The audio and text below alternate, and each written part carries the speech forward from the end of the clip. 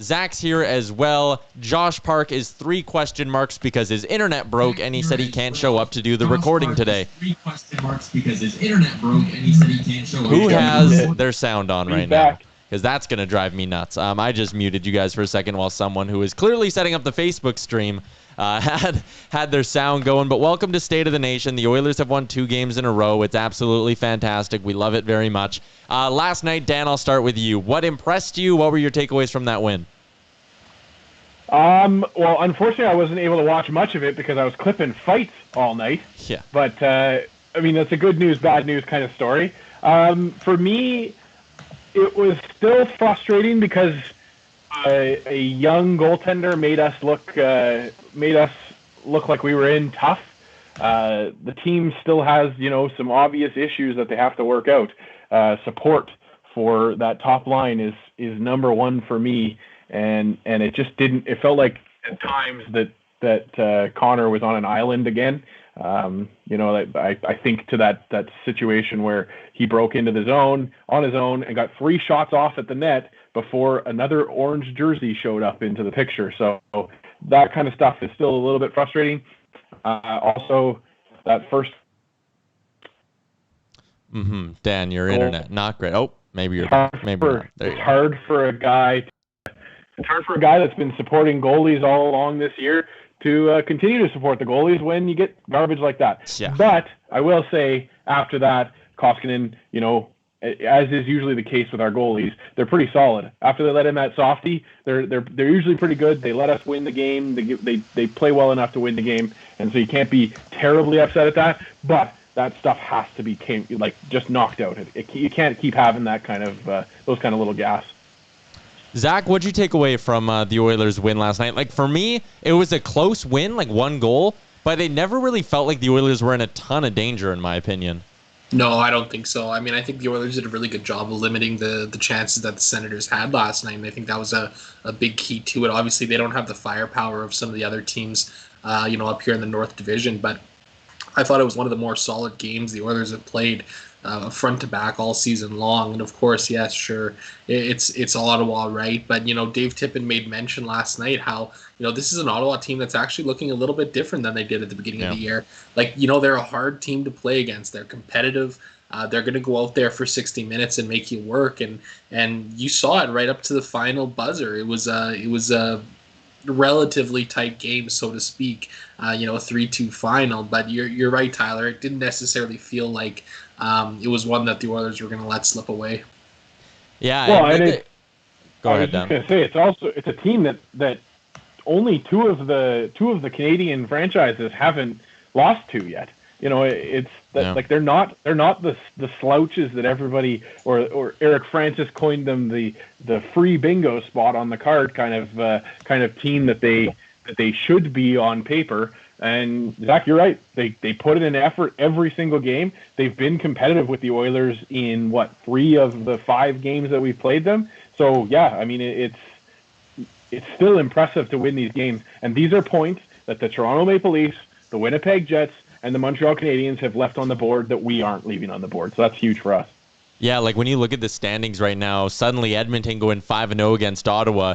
Whereas a month ago, when the Edmonton Oilers improved to 4-0 against Ottawa, it's like, okay, they're just doing what they're supposed to do. But now, as these points keep racking up, I mean, when the Oilers won that 4th game against Ottawa, since that point, the Senators are like 7-6 or something like that. Like, they've been winning hockey games, and Edmonton isn't coughing up these points. Even go back to the game on Sunday where Ottawa finds a way to at least, steal 1 point away from Calgary by beating them in a shootout. Then Edmonton the next night gets 2. That's how you build up leads on these teams. Shout out to Bagged Milk in the chat on our Twitch stream asking, where do I talk to you? Here. Hello, Bagged Milk. There's only 3 of us. Bagged Milk, you easily could have taken Josh Park's spot on the stream here today on this one. But the Oilers get a win last night. They've won 2 in a row. And all of a sudden, those 3 losses to Toronto once again feel like a distant memory. This year, man, roller coaster, just up and down, up and down, up and down. And the past 10 days around Edmonton have been a prime example of that, right, Zach? Yeah, absolutely. It's been a bit of an adventure to say the least, right? You look at going back to those couple tough losses against Toronto, and I think the Oilers have responded in a great way. Obviously, they played a great game Saturday against Calgary, all things considering, and came out with a pretty solid win against a team that was going to be coming out fired up to play, right? So it's really going to be interesting to kind of see what happens over this next streak here. We got 2 more against Calgary and Vancouver a couple times, so it's going to be interesting to see. Like, this is a good chance for the Oilers to kind of regain some ground that they lost in that 3-game skid against Toronto. If you're wondering where Josh Park is, Bagged Milk, his internet was being fixed by TELUS today, so he couldn't make it on the stream. That's why he's just 3 question marks right below me here. But the Oilers back in an interesting idea I saw thrown out on Twitter, and this has always been talked about for the last couple of years, but the idea of the NHL going away from like the straight-up Bettman point system, where if you were to go 3 points for a win, 2 points for an OT win, so 3 for a regulation win, 2 for an OT or shootout win, and then 1 point for the loss, the Oilers would be doing a lot better because they've been winning games in regulation. They don't have a single OT loss. I think they're the only team in the division without an overtime or shootout loss yet, and they've only been to overtime once in that game against Toronto. I figured that's an interesting one to open up to the folks on Twitch and Twitter and Facebook Live and all that stuff. Would you be a fan of the NHL switching up their system a little bit? This year it would benefit the Oilers. Maybe in years past it wouldn't have. But Dan, do you like the idea of 3 points for a regulation win, 2 for an OT shootout win, and 1 for a loss? Yeah, I also think that the in that same conversation you just get rid of shootouts altogether and move on from that. That it was a fun experiment. The entertainment value was high when it first came out, but I just don't think it's there anymore, especially in these COVID times when there's no crowd around to be caring about this. It honestly looks like a scrimmage at that point in the game, and it kills the momentum that this league has with the 3-on-3 play. Even if you move that 3-on-3 to a 10-minute period instead, you're gonna, like, the thing for me with 3-on-3 is that you've got the lineup so that your top players only have to play the 5 minutes in 3-on-3. You only have to have your 2 lines play. That's it.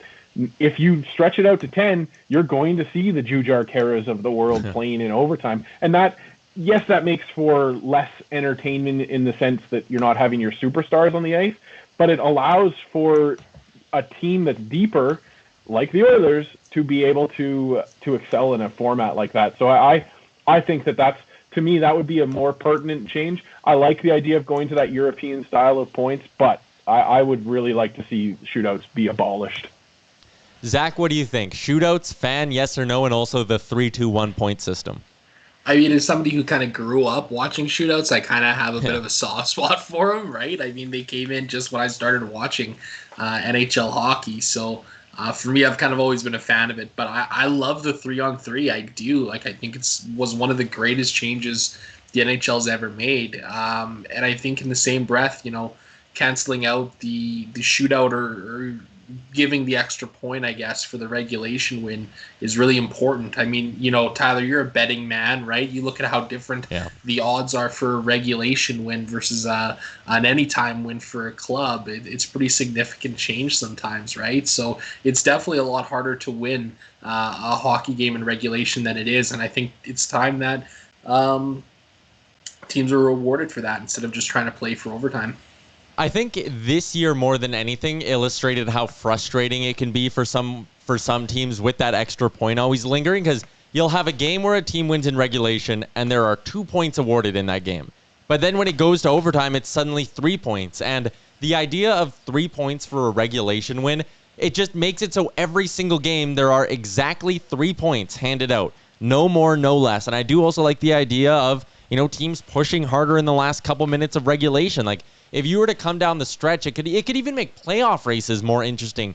Now that I think about it, if a team is 9 points back in the standings, they'll be sitting there going, man, we can't just be winning. We need to be getting gutsy, and we need to start taking chances late in games. We need to win these ones in regulation. You also mentioned the betting perspective there, Zach. That's one of the reasons why I've been doing so well betting on the Oilers this year, is because I've been betting on them to win games in regulation more often than not. And a lot of the time, they end up, those odds are usually between like plus 105 on the low end for most games when they're not playing Ottawa, anywhere up to like plus 160, 170, 180. They have 15 regulation wins this year. The money's added up if you're a degenerate like myself, Zach, or Bagged Milk. Just circling back to last night's game here, there's a lot of things we want to get to. McDavid, Draisaitl on one line. Dan, how long do you keep that around for? Did they do good enough last night for you to want to see more? I think for both of those guys, you have to give them some time together still. I'm a proponent of having the 3 good lines, 4 good lines of hockey players, so spreading it around. But definitely for a guy like Leon, that has to be one of the longest streaks of no goals in his last at least 2 or 3 years. So it's you understand why they made that change. I expected them to score more goals. I think they did too. And that goalie, played well. Give Decord credit. I didn't really know who he was, but he played well. I didn't either. And yeah, when you come in and outshot them 36-28 or something, it's that kind of a game, you should be by all rights with Leon and Connor together outscoring the Ottawa Senators. We didn't by much, but we won the game. And so I'm okay with keeping them together for this Senators streak, and then hopefully we see it kind of shift back to normal, or a new normal maybe as well. That's I think that's something that playing Leon and Connor together, you don't necessarily need to practice them together to have them be comfortable together. You could try some new lines in practice while knowing that you're going to go back to that powerhouse lineup. Zach, 97-29, short-term or long-term fix? Both, maybe. I don't know. It's interesting, right? Tippett was talking about it after the game last night, where he was non-committal on mixing it up right now. And I think when you look at it, you're going to have these situations in games where you need to have Connor and Leon playing together. You're down late in the game, it's the third period. That's when you stack up that line and see what they can do. And you can see what they did last night, right? They look tremendous. I think it's probably a 1 or 2 game solution, as I yawn, sorry. Mm-hmm. It's very boring to talk about the 2 best players in the world. Oh, it really is. It's hard when you think about the amazing things that they do on the ice. But I think especially now would maybe be a good time to experiment with the lines a little bit more against a team like Ottawa. Obviously they, like we've been talking about, the Oilers haven't really struggled much against them this year, right? So it might be a good chance for the Oilers to, for maybe half of the game to try out some other lines and see if maybe bump Tyler Ennis up with McDavid. I thought he's looked really good there in brief times. And hey, Kyle Turris, what about the game he had last night, right? The revenge tour could be starting now. So it'll be interesting to kind of see what happens in the next couple of weeks. Easily the best game Kyle Turris has played as an Oiler. Shout out to Dan for shooing away his dog midstream. That is fantastic stuff. I'm going to go to yes, hello, Pen makes an appearance. I'm going to go to the Twitter chat here. Jesse Smith said, definitely agree it's time to change the point system. Better teams should be rewarded. I don't think you're going to get an argument from anyone on this chat. And R.S. McHale said, I'm here for DeBrusk talk. So before we get into more lineup chat, let's dig into this whole Jake DeBrusk healthy scratching. Whenever a player gets healthy scratched, doesn't matter how good or bad or how old, whatever, it leads to trade talk. It always leads to trade talk. Jake DeBrusk, local guy. That means everyone here in Edmonton wants to bring him home. I saw Josh Park did a big Photoshop. I'm a little bit torn on this one because I don't think there's a fit between the Bruins and Oilers. I think the Bruins need a defenseman who can step in right now and help them out. And I'm not sure if the Oilers are going to trade Ethan Bear for Jake DeBrusk. I'm not sure if there's a fit here. Zach, do you think there's a fit here between Oilers, Jake DeBrusk, and the Boston Bruins? And what would you give up for him? Yeah, I do actually. I think there's a pretty solid fit. As you mentioned, Boston's defense is struggling right now, and I think Caleb Jones is a guy who could step in there and provide some good value on their third pair or even their second pair. He's shown he can do it in spurts here in Edmonton. Obviously, am I a huge fan of trading young defenseman who's talented like Jones? No. But in the same breath, as I yawn again, sorry, really tired today. In the same breath, Jake DeBrusk is a legitimate top 6 winger who can drive play, and he's scored at the NHL level. Like he's a young guy. He's only 23 or 24 years old. He's cost controlled for one more year at $3.6 million against the cap, and then he's an RFA again. So the Oilers hold those rights. Obviously, you need to add something else to make the money work. What about a guy like Alex Chason maybe? There's been rumors of Boston having interest in Chason. I'm personally a big Chason fan, so I wouldn't necessarily want to see him move in any trade. But hey, maybe maybe there's a guy like Adam Larson that could be of interest to Boston. To make the money work a little bit better there, and then you're not giving up any of your young assets on the back end. Obviously, the Oilers would probably have to add in some picks to offset the cost, given that Larson's an UFA at the end of the year, while DeBrusk, as I mentioned, is still under contract. But I think there's definitely something that can work there. Dan, what would you give up for Jake DeBrusk, or do you think this is a situation where you just steer clear of it? I mean, if you have the opportunity to get a Jake DeBrusk for a value deal, you take that deal 11 days out of 10. But I don't know if there is an opportunity.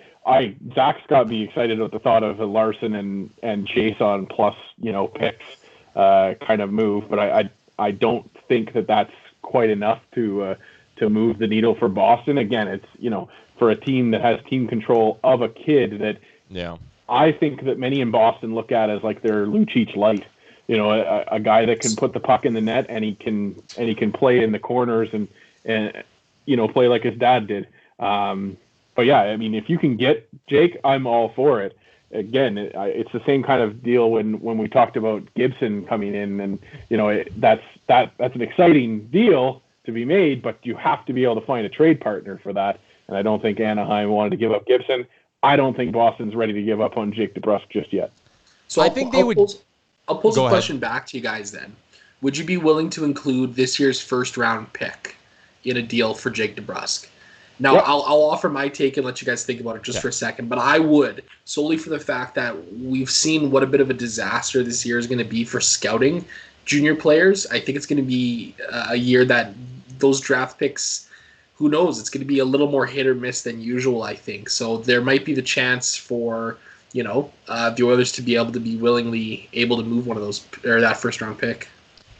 I wouldn't do that just because they've already sort of ripped the cupboards bare when you consider what they did at the deadline last year. Like, I'm pulling up which picks exactly the Oilers have now, but they have no second rounder from the Athanasiou deal. They have no third rounder. They have a fourth rounder, but then no fifth rounder. So if you trade your first round pick, I know it's not the best year for scouting and drafting, but you would have one selection in the first 5 rounds. Also, I don't think Jake DeBrusk is a guy I'm giving up a first-round pick for. I know he's young and he's scored a bit at the NHL level, but if I'm going to give up the first, personally, I'd rather give it up for a Victor Arvidsson or a Rickard Rakell. And I know they're not team-controlled as long as DeBrusk. Arvidsson does have 3 more years at like $4.2 million. Both those guys have scored 30 goals before. Both of them can play the wing. I look at that and go, I'd maybe part with the first for one of those two, but when it comes to DeBrusk, I just don't think it's worth it for him. He's been too up and down. There's clearly consistency issues in Boston. I would be open to the idea of, trading Caleb Jones and maybe another piece for DeBrusk, but I wouldn't do the first. Dan, would you?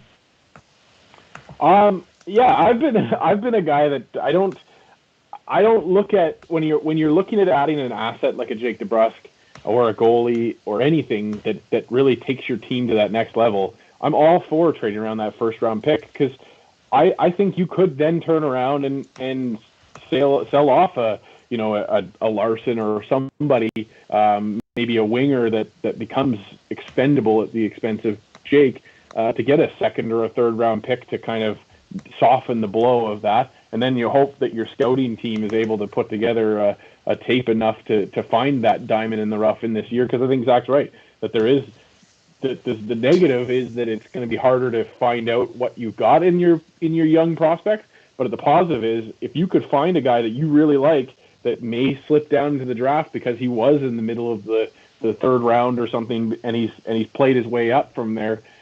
There's a value to be had there, and I think Ken Holland is good at finding that kind of stuff with the draft. We've seen it now with Holloway, a guy that people were not very bullish on. People are pretty happy with now. So yeah, I'd be okay with making that move if it brings in an asset that's going to put this team up a little bit higher. I don't think Boston would be terribly interested in a first-round pick. We kind of talked about this, or I touched on this already, but I think they want something to help them now. And that's like, I could see them doing a deal with, like, let's say the Hurricanes, who have a bunch of good defensemen. I could see that being a fit. I know they're in the same division as the Islanders, But I even look at the Islanders as a team. I know they traded Devon Toews, so maybe they're a little bit less willing to move a defenseman. But I think there might be teams out there who can give the Bruins a close to legitimate top 4 D-man for DeBrusk. And I'm not sure if like Jones and a third rounder next year or Jones and Chason gets the deal done when there might be a team that beats you for that offer. The idea of DeBrusk being here is interesting because I think he would fit well in this top 6. But I don't know. I just got a funny feeling that another team could maybe outbid you. And hey, maybe Boston still wants to hold on to this kid for a little bit longer. I was just going to say, I think we have to remember that this is entirely Edmonton fueled right now, and we're talking about healthy scratches in a COVID year where players are getting switched in and out for that taxi squad all the time. Brad Stepanko says, what about Jones and Cassian? At this point, I think Cassian's a negative asset. I don't think Cassian adds much to that deal, so I think you'd be looking at the Oilers working on a deal for DeBrusk, settling on maybe it's Caleb Jones and a young forward prospect for DeBrusk, and then Edmonton going, okay, we'll do it, but you need to take Cassian as well to make the money work. Speaking of Zach Cassian, as Brad Stepanko also pointed out on the Twitch chat, Cassian back on the ice. I'm not sure where he fits in on this team right now. Jesse Puljujarvi clearly has taken over his spot in the top 6, and that's not going to change anytime soon. Zach Cassian's a right winger. He's competing with guys like Josh Archibald and Alex Chason. Chason's coming off a great game. Archibald's been playing good hockey when he's been in the lineup. So I almost look at Cassian as a guy who, where's his spot right now? Zach, where do you put Zach Cassian if he's healthy?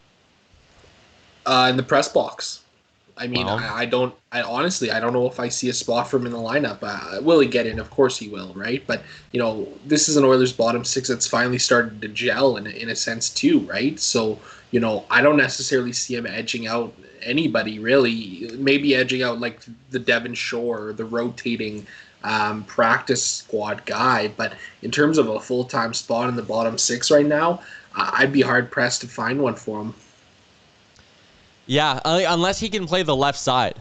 If he can be flipped to the left side, then I think there might be a spot in the top 6, and maybe they start running, McDavid, Puljujarvi, Cassian, and that allows you to go full-time back to Nugent Hopkins, Draisaitl, Yamamoto. But Zach, where would you be putting Cassian, or does he have to start in the press box? Yeah, man, I think he's got to start in the press box and work his way back in. I mean, I don't hate that either, but... And especially because we've seen the chemistry that McDavid and Puljujarvi have started to develop over the course of this season, right? Yeah. So, we know Cassian has worked alongside McDavid in the past. The thing with Cassian is the offensive play going to be there consistently enough? And that's the biggest issue with him, right? We know he's a bit of a streaky player. And as far as I'm concerned right now, if you're playing with McDavid, you need to be consistently producing, whether it's offense or defense. And, the thing about Puljujarvi is, okay, well, he might not be racking up a crazy amount of points right now, but he's like one of the best defensive forwards on the Oilers roster. I think he's looked tremendous in the defensive zone this year, too. So it's going to be interesting to see the way this kind of shakes down in the next week or two. Dan, what do you think on Cass? I think he needs to be in the lineup. I like what Cass brings to the ice. I think you're right, Tyler. I think you look at him as a left winger and give that a shot. If we can make Evan Bouchard a left defenseman, we can make Zach Cassian a left winger. So I'm for that. I look at the top lines if you're looking at the pairing kind of mentality, I think it's McDavid and Jesse and Nuge and Leon right now. And then you can kind of move things up and down the lineup there as you need to. And that should be what they go back to. I think that they will maintain the Connor Leon thing right now. But when Cassian comes back in, or if you wanted to have McDavid and Leon up on that top line, you put Cassian on the right side of that line, and then you have a powerhouse line of Nuge and Yamamoto and I guess Jesse. Yeah, I would go. Yeah, so my ideal line combinations. I'm looking at Daily Faceoff right now to make sure I don't miss anyone. I would try, at least when Cass is healthy, Cassian on the left side with McDavid and Puljujarvi. Then I'd go Nuge, Dry, Yamamoto. I'd have Kara back with Archibald and Ennis. I don't know why that line was ever broken up. They were so good together. And then on the fourth line, I've really liked what I've seen from Gaetan Haas lately. And I think I think his speed down the middle allows you to keep both Chason and Neal in the lineup because he can forecheck like a demon, and the other two kind of slower vets, they do bring a bit of an offensive touch to that line.